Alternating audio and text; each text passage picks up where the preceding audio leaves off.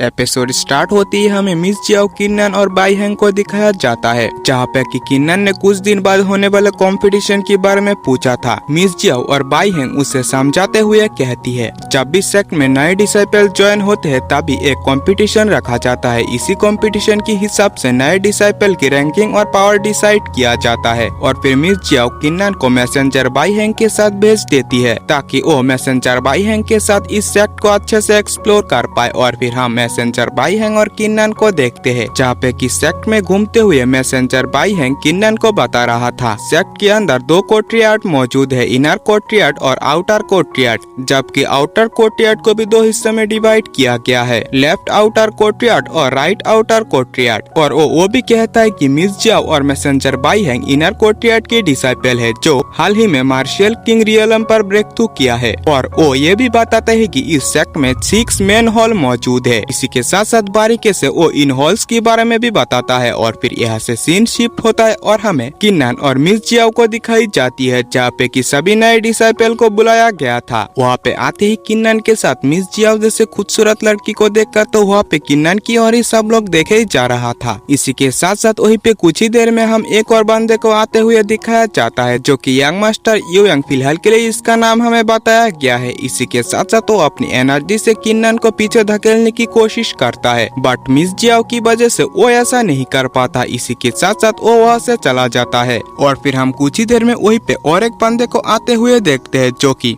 पूरी तरीके से भौकाल लग रहा था, क्योंकि वो अपने मार्शल स्पिरिट को निकाल कर आ रहा था। उसकी जो मार्शल स्पिरिट था वो 9th ग्रेड की था और वो वहाँ से सीधा ही मिस जियाओ और किन्नन की ओर ही आ रहा था। पर मिस जियाओ और किन्नन उसके ऊपर ज्यादा ध्यान नहीं देता। इस बंदे के नाम फिलहाल के लिए हमें मोली बताया गया है। और फिर कुछ ही देर में वहीं पे और एक बंदा आ जाता है, जिसका पास भी 9th ग्रेड की मार्शल स्पिरिट मौजूद था। वो वहाँ पे आते ही कहता है कि यहाँ पे कुछ लोग ऐसे भी है जो ज्यादा उछलने की कोशिश कर रहे हैं। वो खासकर बोल रहा था मोली को। मोली भी जानता था कि इसके साथ अगर फाइट हो इसे हराना मुश्किल है। इस वजह से वो बीच में किन्नन को भी डालने की कोशिश करता है, बट वो बंदा तो एक नंबर का यारी था। इस वजह से किन्नन को ना डरते हुए देखकर वो हंसते हुए उसके साथ बात करने लगता है। उसकी इस बिहेव की वजह से किन्नन भी उसे रात को ड्रिंक करने के लिए बुलाता है, बट वो बंदा इग्नोर करते हुए कहता है, कंपटीशन के अंदर बस तुम मुझसे मिलना, अब मैं तुम्हारी सारी घमंड ही उतार दूंगा। और फिर कुछ ही देर में वही पे लॉ एनफोर्समेंट हॉल की हॉल मास्टर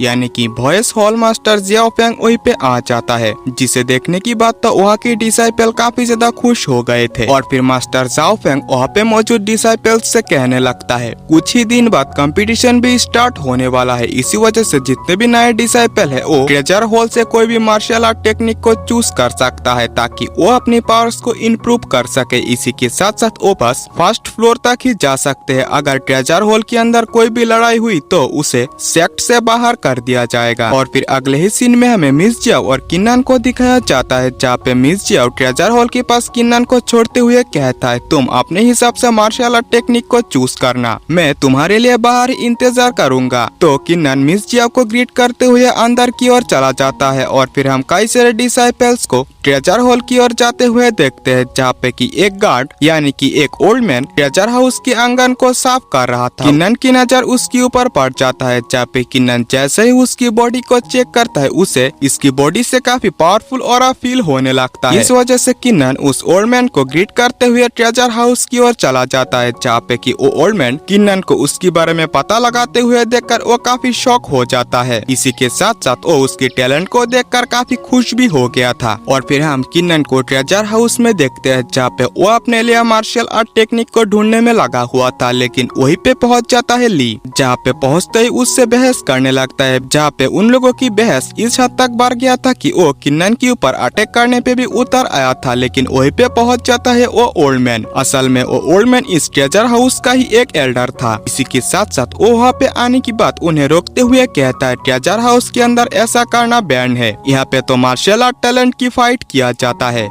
ये सुनने की बात ली किन्नन से कहता है, किन्नन क्यों ना हम दोनों मार्शल आर्ट टैलेंट की फाइट करें, अगर हम हार गए तो वही लूजर होगा। इसी के साथ साथ किन्नन कुछ सोचते हुए कहता है क्यों ना ऐसा करे, जो भी इस फाइट में हारेगा वो कभी भी ट्रेजर हाउस में नहीं आ सकेगा, यानी कि लाइफ टाइम के लिए ट्रेजर हाउस में बैन। कुछ देर सोचने की बात लिबी झिझकते हुए इस चैलेंज को एक्सेप्ट ही कर लेता है, क्योंकि उसके पास इसके अलावा और कोई रास्ता भी नहीं था। और फिर वो एल्डर उन लोगों के सामने एक स्टोन को ले आता है, जो कि इसी से ही मार्शल आर्ट टैलेंट को डिसाइड किया जाता है, जो कि इसमें पार्टिसिपेंट को बस अपने हाथ को रखते हुए अपनी पावर को एक्टिवेट करना है। जिसके पास भी जितना ज्यादा टैलेंट होगा वो उतना कलर में ही चमकेगा, यानी कि ये स्टोन चमकेगा, जहाँ पे कि रेड कलर सबसे कम होता है और पर्पल सबसे बेस्ट। ये देखने की बात सबसे पहले ली अपनी टेस्ट को देने के लिए आगे बढ़ता है और जैसे ही उस स्टोन को टच करता है उसकी कलर पहले तो रेड आता है, बट जैसे जैसे वो अपनी पावर्स को आगे बढ़ाता जाता है एंड में उसकी कलर यानी कि उस स्टोन की कलर ब्लू हो जाता है, जो कि काफी अच्छा था, यानी कि उसकी मार्शल आर्ट टैलेंट काफी बेस्ट था। जो देखने की बात ही वहाँ पे मौजूद लड़कियां तो काफी ज्यादा खुश हो गए थे। इसी के साथ साथ वो किन्नन को भी टेस्ट देने के लिए कहता है, जहाँ पे जैसे किन्नन अपनी टेस्ट देने के लिए आता है उसकी कलर रेड ही रह जाता है, जिसे देखने की बात तो ली काफी ज्यादा मजाक उड़ाता है। इसी के साथ साथ ये देखने की बात किन्नन अपनी पावर्स को बढ़ाता जाता है, जिस वजह से कुछ ही देर में स्टोन की कलर ब्लू हो गया था। इसी के साथ साथ किन्नन जैसे ही अपनी पावर्स को और ज्यादा बढ़ाता है तो स्टोन की कलर जल्दी पर्पल हो गया था, लेकिन किन्नन ने अभी भी अपनी पावर्स को काफी हद तक सप्रेस कर रखा था। इसके बाद ही किन्नन इस कंपटीशन को जीत जाता है। इस वजह से ली को ट्रेजर हाउस में आने से बैन कर दिया जाता है। वहाँ से ली की जाने की बात वो एल्डर किन्नन की टैलेंट से काफी ज्यादा खुश था। इसी के साथ साथ वो उसे एक टोकन को देते हुए कहता है, तुम अपने हिसाब से जब कभी भी ट्रेजर में आ जा सकते हो, यहाँ पे तुम्हारे लिए कोई भी टाइम लिमिट नहीं है। ये सुनने की बात तो किन्नन को भी डाउट होता है, ये कुछ ज्यादा नहीं है। इसी के साथ साथ वो उस एल्डर से कहता है, मैं इस टेस्ट को फिर से देना चाहता हूँ, क्योंकि लास्ट टाइम किन्नन ने अपनी पावर को सप्रेस कर रखा था, उसे तो लग रहा था कि उसकी पावर और भी ज्यादा है। ये सुनने की बात वो एल्डर भी किन्नन की इस बात के लिए मान गया था और वो उस स्टोन को निकाल लेता है और फिर किन्नन अपनी वार गॉड की स्पिरिट को निकालते हुए उस टेस्ट को देने लगता है, जहाँ पे कुछ ही देर में किन्नन की पावर की वजह से वो स्टोन पर्पल हो गया था। इसी के साथ साथ उस स्टोन में क्रैक भी पड़ने लगा था और कुछ ही देर में वो स्टोन भी टूट जाता है, जिसे देखने की बात तो किन्नन को काफी ज्यादा डर लग रहा था। लेकिन वो एल्डर हंसते हुए कहता है, तुम्हें इसके लिए ज्यादा डरने की जरूरत नहीं है, और वो किन्नन को purple dragon red tooth order को देते हुए कहता है, तुम इस टोकन की मदद से